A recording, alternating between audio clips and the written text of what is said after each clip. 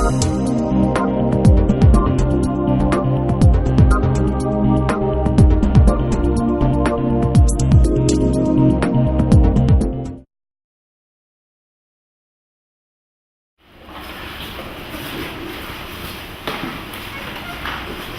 January 2000, the Smithsonian American Art Museum closed for 6.5 years for renovation. This was much longer than we anticipated. We thought we would only be closed for 2 years. So the main galleries were closed, but we were open on the web during that entire period. And during this time, much had changed about the web, about web development in general and how it relates to museum practice. In the fall of 2004, our web team proposed creating a blog. And as you can see here, we were very determined to do that. I'm just kidding, this is the last one. Our reopening, I should wait until the translation. Before I forget, I have to take a picture of everybody to tell my boss that I was not here as a tourist. Okay, so that's proof. Anyway, okay, so our reopening had provided an opportunity to look at our museum practice in very different ways. Our goals were to engage our audiences in new and exciting ways, and we wanted to connect visitors' experiences with the artworks in our collection. And a blog seemed like a very interesting way of doing this. But this presented a very different way of working for Sam. New content was going to have to be produced at a very accelerated rate, much more than we were used to. And as we were gearing up for our reopening, each office had a very large workload. So the big question was, how much time and resources would this project take from offices outside of information technology and new media? New media initiatives is the office under information technology.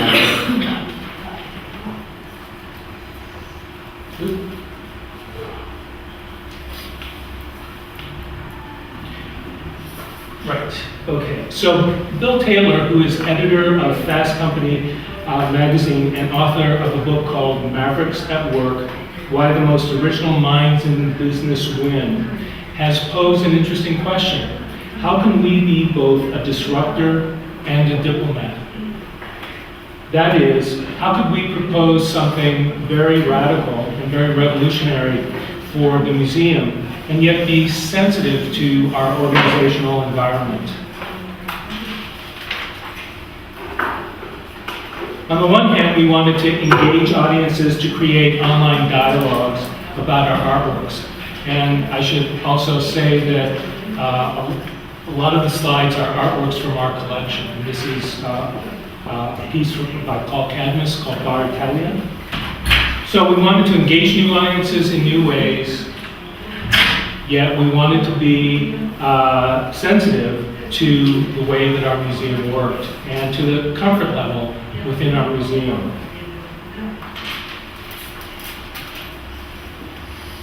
So our strategy was to move slowly, monitor progress, and adjust whenever necessary to ensure success. This is a piece by Namjoon Paik called Zen for TV. So why did we want to publish a blog at SAM? With the reopening, we had the opportunity to engage visitors in new ways. We were opening the Luce Foundation Center for American Art, which was an open storage facility that would house over 3,300 art objects in open storage. Now we have about 40,000 artworks in our collection, and anybody who works in a museum will know that at any one time, there's just a very small fraction of our collection out in the galleries. So this was going to allow people to see even more artworks than were in the galleries.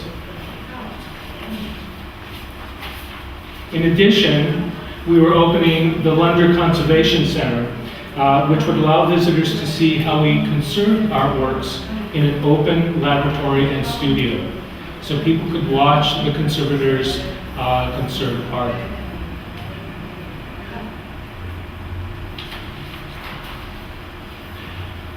Our web team wanted to connect our online visitors and our web offerings with our about to be reopened galleries. This particular gallery is called the Lincoln Gallery. Our building in Washington is the third oldest federal building in the city. And in this particular gallery, Lincoln had his second inaugural party in this particular gallery. So anyway, our blog would be part of a larger SAM initiative where the public now draws very few distinctions between the bricks and mortar, that is our museum, and our online presence. It would be part of our long-tail strategy to publish continuous and searchable flow of micro-content. And we wanted to aim this at many different audiences. In addition, when I proposed doing a blog, I saw the opportunity to connect with younger audiences, 20 and 30-year-olds, who are getting most of their news and cultural information online. In the long term, these young people would eventually become 60 and 70-year-olds with cultural capital, time, money, and even art collections. So I saw the blog as an initial way to cultivate new audiences in the long run.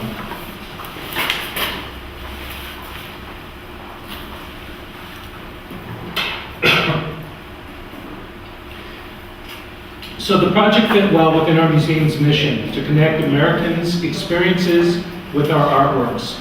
It reflected the museum's tagline as we reopened, a destination museum for the 21st century.